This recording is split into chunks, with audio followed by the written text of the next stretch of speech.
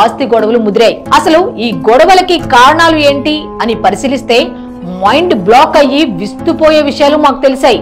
అవేంటో మీకు తెలియాలి అంటే ఈ వీడియో చివరి వరకు చూడండి. మీ మైండ్ కూడా బ్లాక్ అవ్వడం ఖాయం. ఈ వీడియోను పూర్తిగా చూసి మీ అభిప్రాయాలను కామెంట్ రూపంలో తెలియజేయండి. ఇక స్టోరీలోకి వెళ్దాం. వైఎస్ రాజశేఖర్ రెడ్డికి ఇద్దరు బిడ్డలు. ఒకరు వైఎస్ జగన్మోహన్ రెడ్డి, ఇంకొకరు వైఎస్ షర్మిలారెడ్డి. వైఎస్ రాజశేఖర్ రెడ్డికి కూతురు షర్మిల అంటే ఎందుకో చిన్నప్పటి నుండి చాలా ఇష్టం. కానీ జగన్ ఎందుకో అంత నచ్చేవాడు కాదు. రాజశేఖర రెడ్డి గారు కొడుకుని ఇక్కడ వద్దు, బెంగళూరులో ఉండమంటాడు. 2009 ఎలక్షన్స్ లో వైఎస్ రాజశేఖర్ రెడ్డి ఆస్తుల విలువ 2,06,00,000 అని ఆయనే అఫిడవిట్ లో ఆస్తుల వివరాలను పేర్కొన్నారు. అదే 2009లో వైఎస్ జగన్మోహన్ రెడ్డి ఆస్తుల విలువ 38 కోట్ల రూపాయలు అని పేర్కొన్నారు. అయితే ఒక 5 ఏళ్లు వెనక్కి వెళ్లి చూస్తే అంటే 2004కి జగన్ ఆస్తి విలువ అక్షరాల 1,73,00,000. అంటే 2004 నుండి 2009 వరకు ఎంత తేడా ఉంది అంటే దాదాపు 36 కోట్లు ఉంది. అలాగే ఇప్పుడు 2024 ఎలక్షన్ కి సంబంధించి పేర్కొన్న అఫిడవిట్ లో ఆస్తుల విలువ 757,65,03,078 రూపాయలు ఉంది. అంటే 2004లో కోటి రూపాయలు ఎక్కడ, 2024లో 757 కోట్ల రూపాయలు ఎక్కడ అనేది ఇప్పుడు ప్రశ్న. అంటే తండ్రి అధికారంలోకి వచ్చిన వెంటనే 1 కోటి రూపాయలు ఉన్న ఆస్తి 38 కోట్లకు పెరిగింది. తర్వాత 757 కోట్లకు పెరిగింది. ఇంకో విషయం ఏంటంటే ఇది కేవలం ఆన్ పేపర్ పై ఉన్న ఆస్తులు మాత్రమే. మరి జనానికి తెలియనివి ఎన్ని ఉండి ఉంటాయో. కొందరైతే ఈడీ 1,00,000 కోట్ల ఆస్తిని జప్తు చేసింది అంటున్నారు. దీన్ని బట్టి తండ్రి అధికారాన్ని అడ్డు పెట్టుకుని జగన్ కొన్ని వేల కోట్లు సంపాదించాడు అని నిర్ధారణకు రావచ్చు అంటున్నారు మరికొందరు. అయితే ఈ గొడవలు అన్ని ఇప్పుడు ఈ ఆస్తుల గురించి మొదలయ్యి ముదిరిపోయాయి. ఇక ఆస్తుల విషయాన్ని పక్కన పెట్టి జగన్ వ్యక్తిగత విషయాలను మాట్లాడుకుందాం. రాయలసీమ రాజకీయాలు చాలా డిఫరెంట్ గా ఉంటాయి. ముళ్ళును ముళ్ళుతోనే తీయాలి అన్నట్టుగా ఆలోచిస్తారు. అందుకే వైఎస్ రాజశేఖర్ రెడ్డి బాగా ఆలోచించి తన ప్రత్యర్థి అయిన గంగిరెడ్డి కూతురు భారతిని వైఎస్ జగన్మోహన్ రెడ్డికి ఇచ్చి ఉండ మార్పిడి వివాహం చేయించారు. రాజశేఖర రెడ్డి గారు ఏం ఆలోచించారంటే ఎప్పుడైనా పులివెందుల్లో మా జగన్ కు ప్రాబ్లం రాకుండా ఉండాలంటే వీళ్ళ నుంచే ఎదురు కావచ్చు, డిఫర్ అయ్యి దాయాదులు కదా కాబట్టి వాళ్ళ అమ్మాయి అన్నారు కదా మీరు వాళ్ళకి సంబంధించిన అమ్మాయిని చేసుకుంటే భవిష్యత్తులో జగన్ కి ఇబ్బంది రాకూడదనే దూర ఆలోచనతో ఆయన చేశాడు. ఆయన ఏ ఆశయంతో చేసినాడో ఇప్పుడు అదే ఇప్పుడు వికటించి వాళ్ళ వల్లనే ఫ్యామిలీ దూరం అయింది. ఎందుకంటే తన కుమారుడైన వైఎస్ జగన్మోహన్ రెడ్డికి ప్రత్యర్థులే ఉండకుండా ఈ వివాహం చేయించారు. పాపం రాజశేఖర్ రెడ్డి ఊహించలేదు కొరివితో తలగోకుంటున్నట్టుగా తన ప్రత్యర్థినే కోడలి రూపంలో ఇంట్లోకి తెచ్చి పెట్టుకున్నాను అని. ఇంతలో ఒక చేదు వార్త, హెలికాప్టర్ ప్రమాదంలో వైఎస్ రాజశేఖర్ రెడ్డి మరణించారు అని. వైఎస్ మరణం తర్వాత జగన్ సీఎం పదవిని పొందాలని ప్రయత్నించాడు.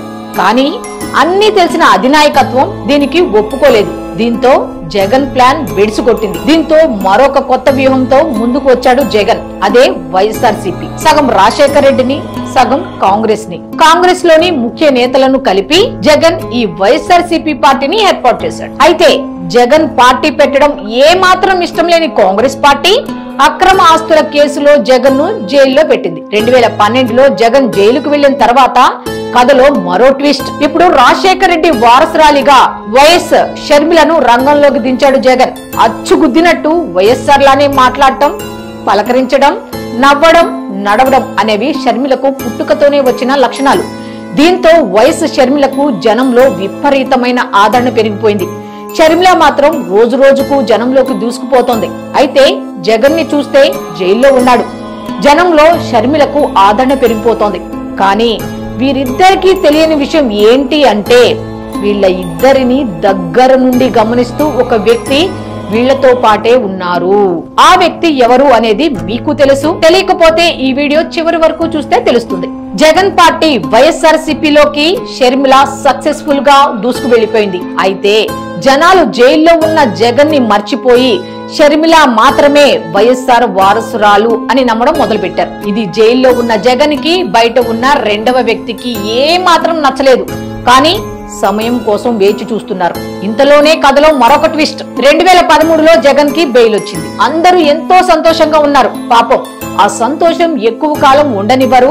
ఆవిడికి నష్టం జరగబోతోంది అన్న విషయం షర్మిలకు తెలియదు పాపం. అయితే ఇందాక చెప్పిన రెండవ వ్యక్తి షర్మిల ఆనందాన్ని చూసి షర్మిల కనుక ప్రత్యక్ష రాజకీయాల్లో ఉంటే తనకు ఎప్పటికైనా నష్టం కలుగుతుంది అని భావించి ఒక బాంబు పేల్చింది. ఆమె స్థాయి నుంచి పార్టీని పటిష్టం చేసే దిశగా శ్రీనితో పాటు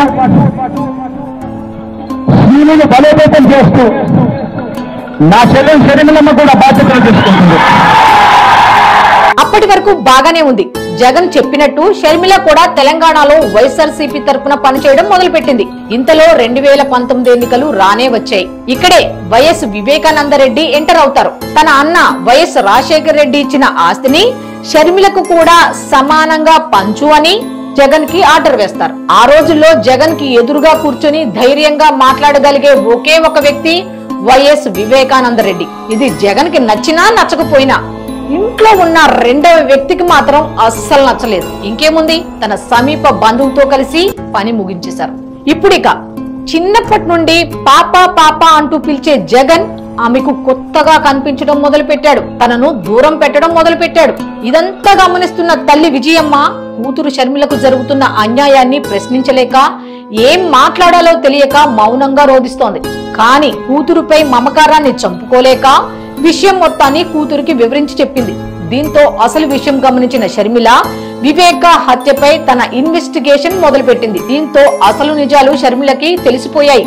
అందుకే సునీతారెడ్డితో కలిసి వివేక హత్య కేసుపై విచారణ గురించి పదే పదే అడుగుతూ వచ్చారు. ఇది ఇలా ఉంటే రాష్ట్రంలో వివేక హత్య తర్వాత మరో ఇంట్రెస్టింగ్ పాయింట్ ఒకటి జరిగింది. శివారులో వైఎస్ విజయమ్మ ప్రయాణిస్తున్న కారుకు ప్రమాదం తప్పింది. కారు 2 టైర్లు పేలడంతో ఈ ఘటన జరిగింది. డ్రైవర్ చాకచక్యంగా వ్యవహరించడంతో ప్రమాదం తప్పింది.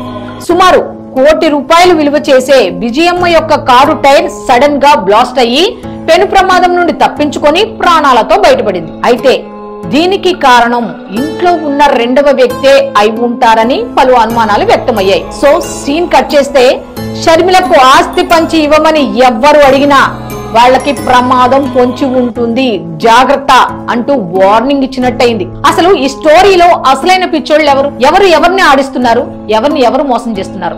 ఒక రకంగా వైఎస్ జగన్మోహన్ రెడ్డి అనే వ్యక్తి అమాయకుడని, ఇదంతా తెరచాటు నుండి ఆ రెండవ వ్యక్తే నడిపిస్తున్నట్టుగా కొందరు అనుకుంటున్నారు. రక్త సంబంధాలు, కుటుంబ వ్యవస్థ అనే గౌరవం లేకుండా కేవలం ఆస్తుల కోసం వైఎస్ఆర్ కుటుంబంలో ఏర్పడిన ఈ విభేదాలు ఎంతవరకు దారితీస్తాయి? తర్వాత ఎవరు ప్రాణాలు కోల్పోబోతున్నారు? ఇప్పుడు ప్రస్తుతం ఆ రెండవ వ్యక్తి టార్గెట్ ఇంటి పెద్ద దిక్కేనా?